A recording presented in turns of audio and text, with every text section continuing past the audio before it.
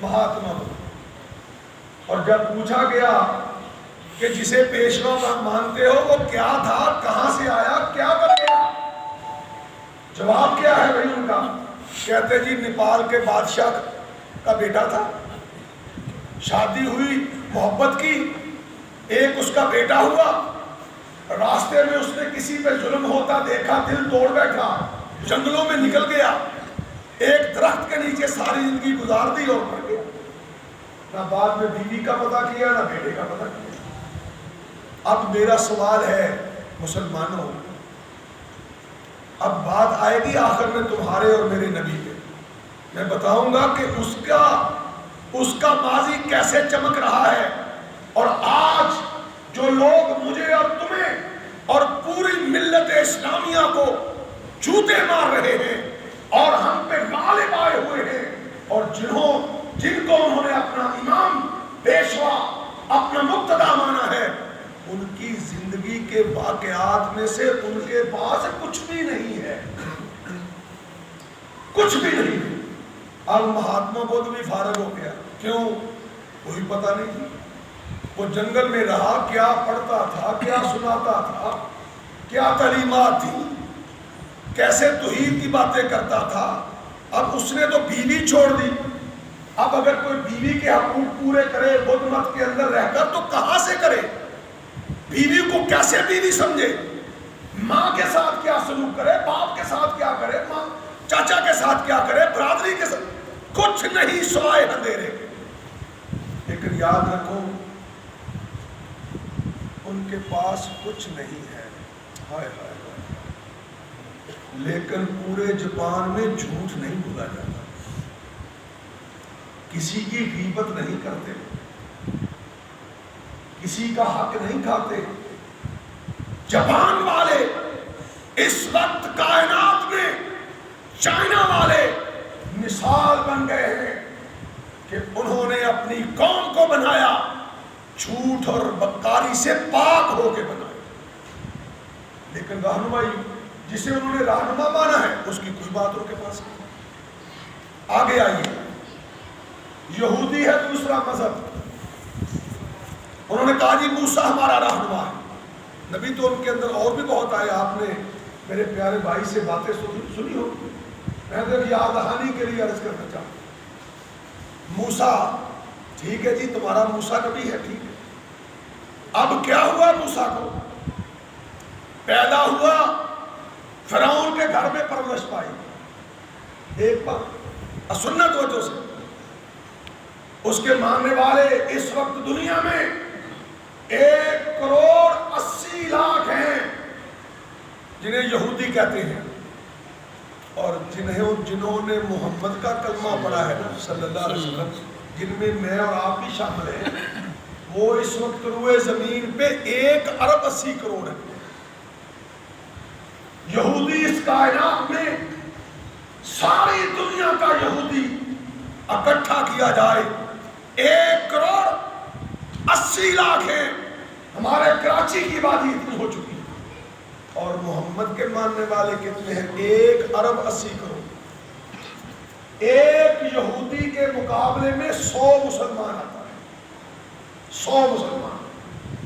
اب ان کے رہنما کی ہدایت اور واقعات ان کے پاس کتنے ہیں اور ان کی ترقی کتنی ہے کہ آج میرے تیرے گھر میں بسکٹ بھی یہودی کا آتا ہے،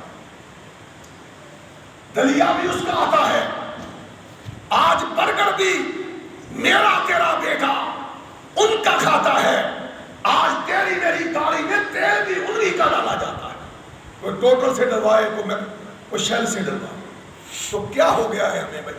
آئیے ذرا بات کو سنیے۔ وہ یہودی، انہیں پوچھا گیا ہاں بھائی تم نے موسیٰ کو رہنما تو مانا ہے، اس کی رہنمائی کہاں درج ہے بھائی؟ کیا ہے تمہارے پاس موسیٰ کے بارے میں؟ انہوں نے کہا جی بس اتنا ہے، فرعون کے گھر میں پرورش پائی، جوان ہوا اور مصر چلا گیا، مدین چلا گیا، وہاں شادی ہوئی، واپسی پہ نبوت مل گئی، فرعون کے دربار میں آیا، وہاں مناظرہ ہوا، چند معجزات دکھائے، فرعون سے لڑ پڑا، اپنی قوم لے کر شام کی طرف نکلا، وہاں سے دریا عبور کیا، وہ گزر گیا، فرعون ڈوب گیا، وہ شام آیا اور شام کسی جگہ پہ اسے موت آئی، وہ مر گیا، 120 سال عمر پائی، بس ختم۔ آج دنیا کی ساری یہودیت مل کر نہیں بتلا سکتی کہ موسیٰ کے شادی کے معاملات میں کیا رہنمائی ہے ان کے پاس، خوشی کے معاملے میں کیا رہنمائی ہے، غمی کے معاملے میں کیا رہنمائی ہے، اور کچھ بھی نہیں ان چند واقعات کے علاوہ۔ لیکن اس وقت دنیا پہ سب سے زیادہ اگر کوئی بدماش بن کے ابھرا ہے تو وہ یہودی ہے۔ اس کی ڈیٹیل بہت لمبی ہے، کیسے انہوں نے جوتے کھائے، کیسے بکھرے، کیسے اکٹھے ہوئے۔ بہرحال میرا آج موضوع ہے محمد الرسول اللہ، من نبیوں کا میرا موضوع ہے۔ تو میں عرض کر رہا تھا چائنا والے بھی گئے، جاپان والے بھی گئے، اپنے رہنما کی کوئی بات ان کے پاس نہیں، یہودی بھی گئے۔ اب عیسائیوں کی بات کر لیتے ہیں، کیوں جی؟ کہتے ہیں جی چاند پہ بھی عیسائی پہنچ گئے، یہ میزائل بھی انہوں نے بنا لیے، جہاز بھی بنا لیے۔ آج ایک سوئی سے لے کر ایٹم بم تک اگر کوئی بنانے والا ہے تو وہ عیسائی، اور دنیا میں سب سے زیادہ اگر کسی کی اکثریت ہے تو وہ عیسائی کی۔ اچھا عیسائی سے کہ آپ کے گاؤں میں نہیں رہتے، ان کے گرجا گھر میں جاؤ، ان کو پوچھو کتنی انجیلیں ہیں تمہاری؟ چار انجیلیں، پتہ نہیں کس کس سے انہوں نے سن کے لکھی ہوئی۔ اچھا تمہارے رہنما کا کیا کام تھا بھائی؟ کیا دے کے گیا ہے؟ کیا ہے تمہارے پاس؟ پتہ کیا جواب دے گے؟ جی ہمارا عیسیٰ علیہ السلام پیدا ہوا، بچپن میں چند معجزات دکھائے اور غائب ہو گیا، 5-6 سال کی عمر میں غائب ہو گیا۔ یہ میں نہیں کہتا، یہ عیسائی کہتے۔ غائب ہوا، جب 30 سال کا ہوا تو نمودار ہو گیا، پتہ نہیں کہاں جنگلوں میں رہا، پتہ ہی نہیں 25 سال کیا کرتا۔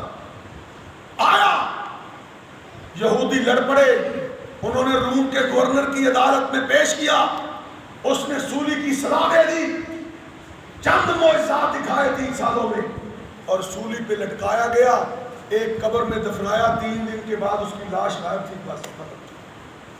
اس کے علاوہ ان کے پاس کوئی کچھ نہیں، کوئی کچھ نہیں۔ آؤ اب اپنے گھر کی بات کرتے ہیں، جسے میں نے اور آپ نے اپنا نبی مانا ہے، جسے میں نے اور آپ نے اپنا آقا و مولا مانا ہے، وہ رات کے اندھیرے میں اماں عائشہ کے بستر پہ موجود نہیں تھا۔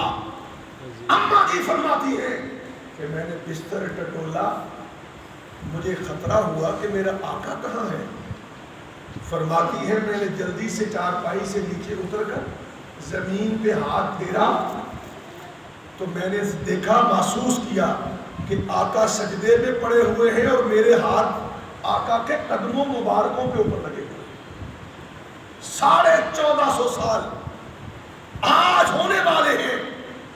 اے مسلمانوں، اہل حدیث کہلوانے والوں، اے محمد کا غلام کہلوانے والوں، صلی اللہ علیہ وسلم، وقت قریب آنے والا ہے، ساتھ ہی میرا تمہارا گھر بننے والا ہے، جیسے میرے اور تمہارے آباء و اجداد کا بنا ہوا ہے۔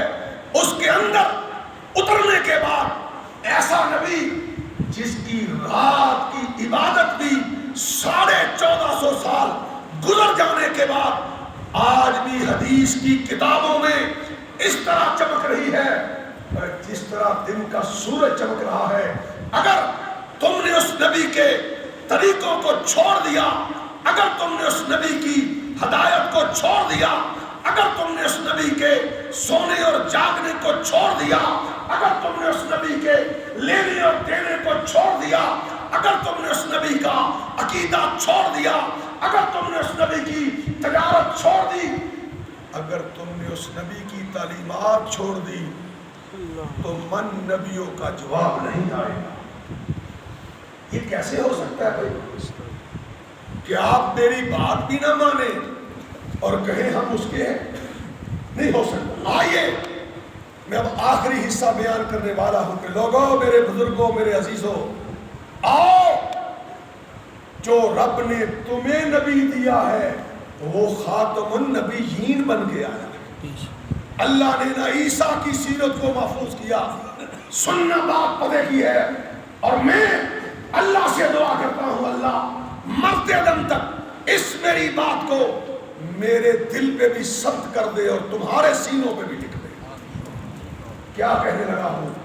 جاؤ، نہ رب نے عیسیٰ کی سیرت کو محفوظ کیا، نہ اس کی صبح کو محفوظ کیا، نہ اس کی شام کو محفوظ کیا، نہ مہاتما بدھ کو محفوظ کیا، نہ اس کی سیرت کو محفوظ کیا، اور نہ عیسیٰ کے 120 سال کا پتہ ہے کیا کیا جو تمہارے نبی نے 23 سالوں میں کیا۔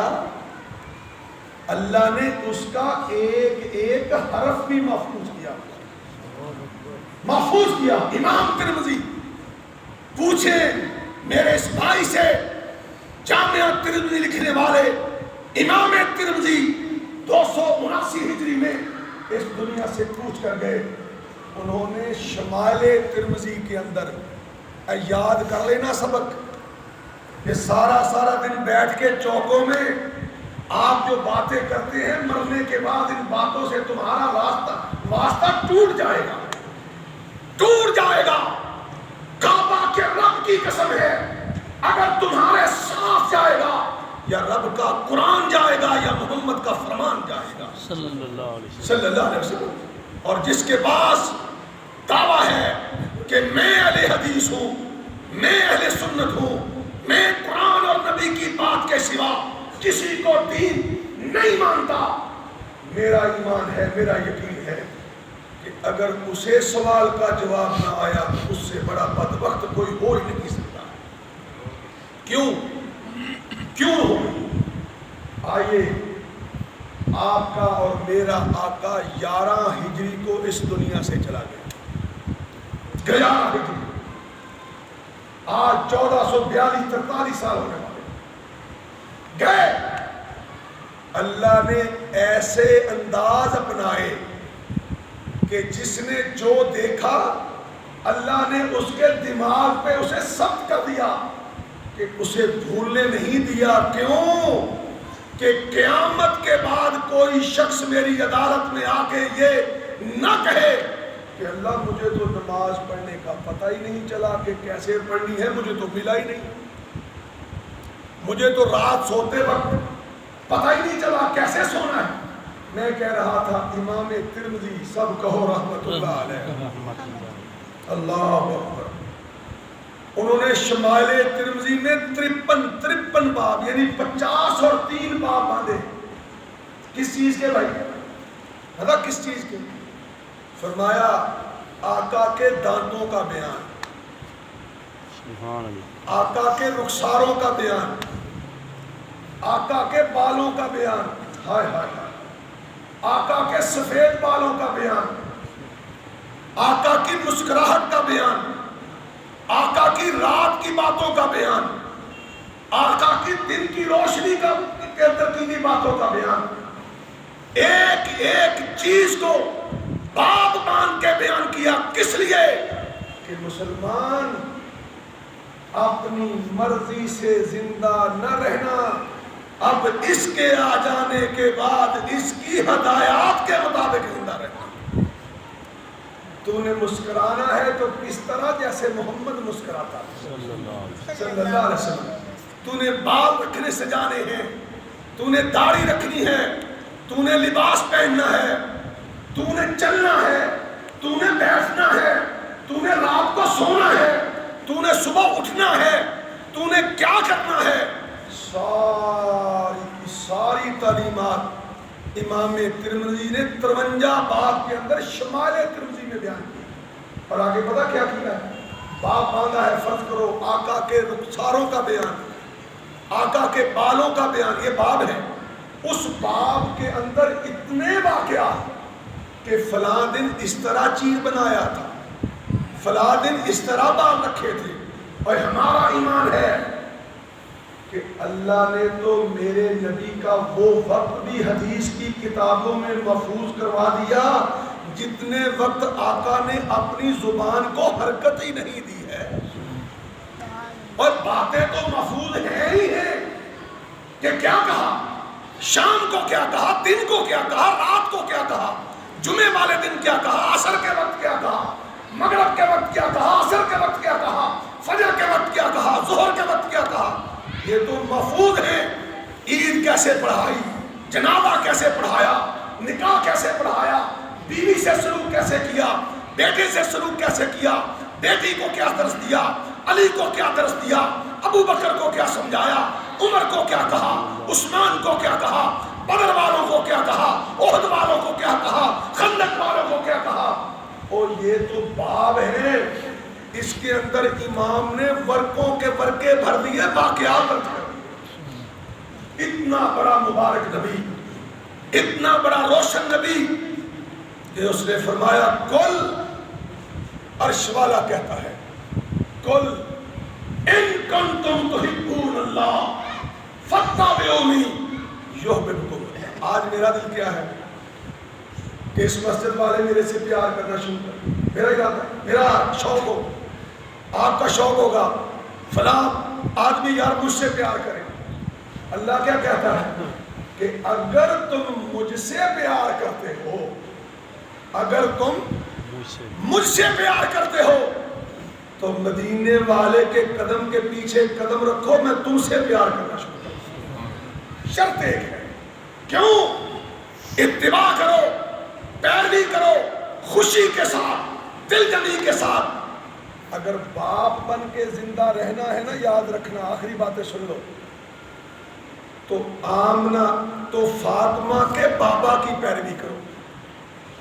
اگر بھائی بن کے رہنا ہے، علی المرتضیٰ کے بھائی بننے والے محمد کی پیروی کرو صلی اللہ علیہ وسلم۔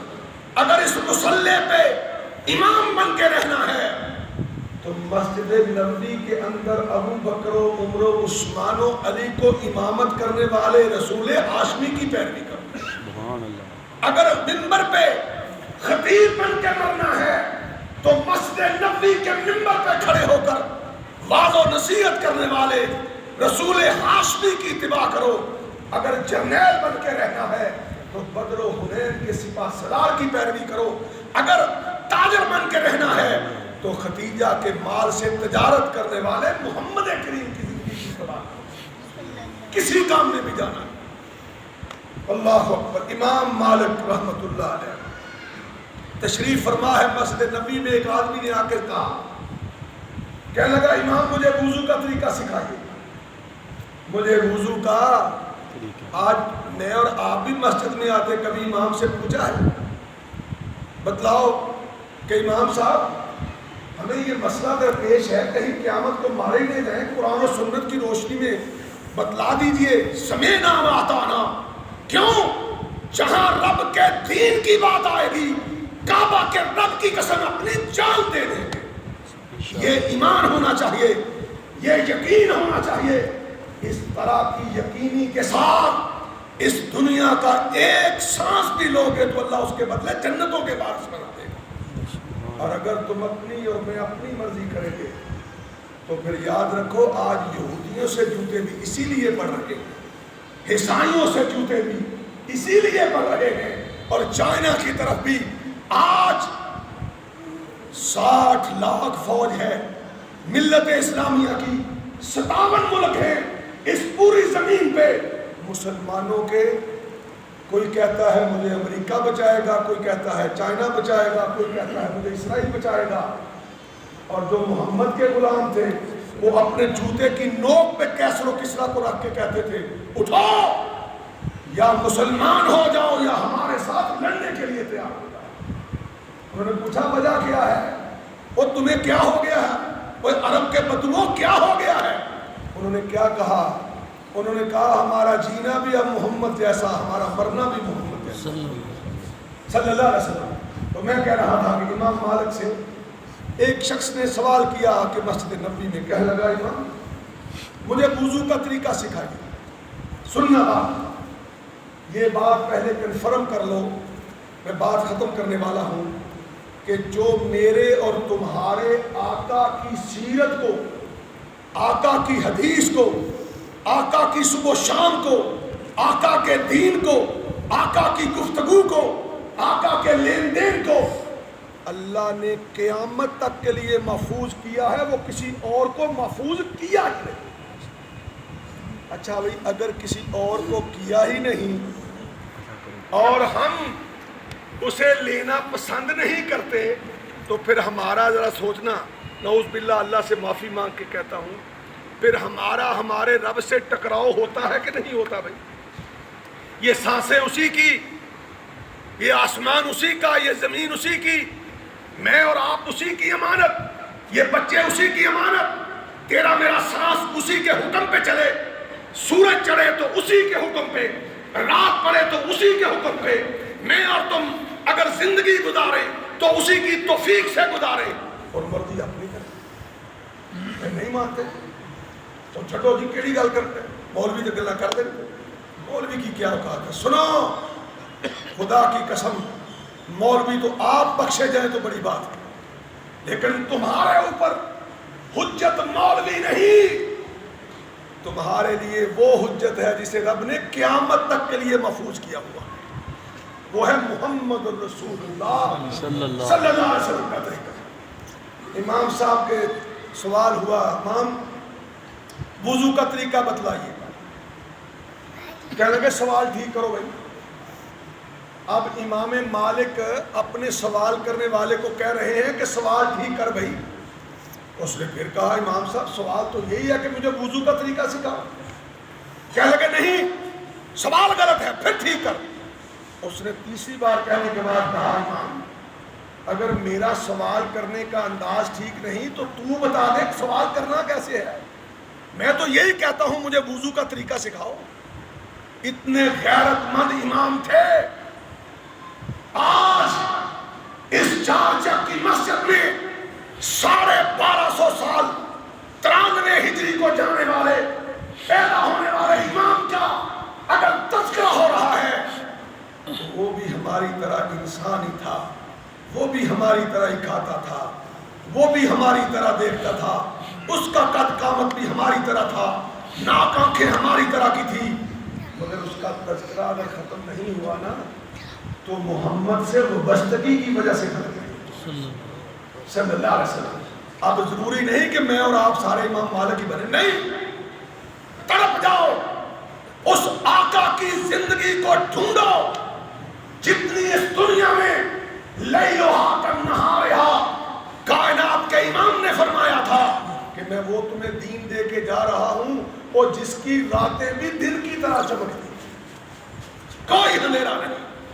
کوئی کہے میں نے باپ بن کے زندہ رہنا ہے، مجھے کوئی طریقہ نہیں آتا، غلط ہے۔ کوئی بھی بننا ہے، کچھ بھی بننا ہے تو آقا کی سیرت کے اندر جاؤ، اللہ تمہیں ساری رحمت عطا فرمائے۔ امام مالک نے 3 مرتبہ سوال کرنے والے کے سوال کو سننے کے بعد کہا، تیرا سوال غلط ہے، تیرا سوال غلط ہے، تیرا سوال غلط ہے۔ اس نے کیا کہا؟ اس نے کہا، امام صاحب پھر صحیح سوال کیا ہے؟